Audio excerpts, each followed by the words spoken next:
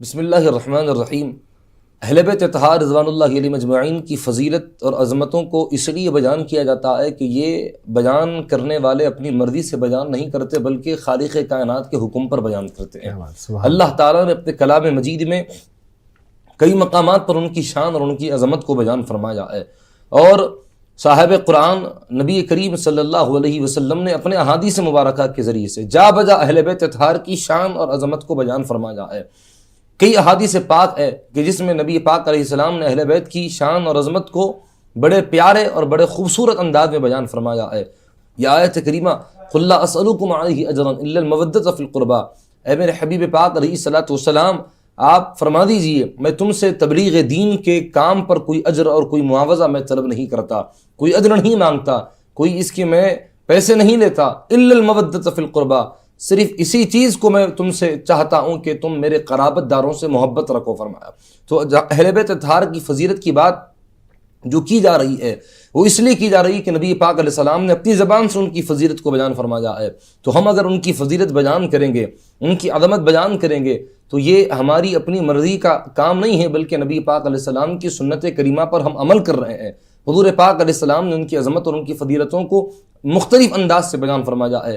کہیں بیان فرمایا کہ جس طرح ستارے آسمان والوں کے لیے امان کا ذریعہ ہے، میرے اہل بیت زمین والوں کے لیے امان کا ذریعہ ہے فرمایا۔ صحابہ کرام کے مقامات اور مراتب بھی بڑے شان والے ہیں، بڑے اونچے ہیں۔ اہل بیت اطہار کے مقامات بھی بڑی شان اور بڑے عظمت والے ہیں۔ نبی پاک علیہ الصلوۃ والسلام نے اہل بیت کے متعلق بیان فرمایا کہ میرے اہل بیت نوح علیہ السلام کی کشتی کے مانند ہے فرمایا۔ جو اس کشتی میں سوار ہو جائے گا وہ منزل مقصود تک پہنچ جائے گا، اور جو سوار نہ ہوگا وہ ڈوب جائے گا۔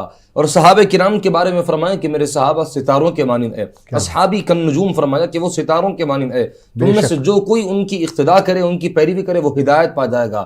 تو نبی پاک علیہ السلام نے اہل بیت کو کشتی نوح کے مانند قرار دیا اور صحابہ کو ستاروں کے مانند قرار دیا۔ اس وقت آج ترقی یافتہ دور میں کہیں پر اگر سفر کرنا ہے، گوگل میپ کے ذریعے سے سفر کیا جاتا ہے، اگر منزل کا تعین کر لیا لیکن راستہ پتہ نہیں ہے تو آپ میپ پر جہاں جانا ہے وہ جگہ کا اگر آپ انتخاب کر لیں گے تو آپ کو صحیح طور پر وہ رہبری کر دے گا۔ لیکن اس زمانے میں جب کشتیوں سے سفر کرنا ہوتا، سمندری جب سفر کرتے تو ستاروں سے رہبری حاصل کی جاتی تھی، منزل کا تعین کیا جاتا تھا اور راستہ ستاروں سے طے کیا جاتا تھا، ستاروں کو دیکھ کر وہ راستے پر چلا کرتے تھے۔ تو نبی پاک علیہ السلام نے اس دور میں فرمایا کہ جس دور میں ستاروں سے راستے کی رہبری حاصل کی جاتی اور کشتی میں بیٹھا جاتا، تو نبی پاک علیہ السلام نے بڑی خوبصورت انداز بیان کیا کہ یہ میرے اہل بیت کشتی نوح کے مانند ہے اور صحابہ ستاروں کے مانند ہے۔ تو اس فرمان کے ذریعے سے یہ پتہ چلا کہ جو اہل بیت کی محبت کی کشتی میں سوار ہو کر جو میرے صحابہ چمکتے ستاروں کے مانند ہے،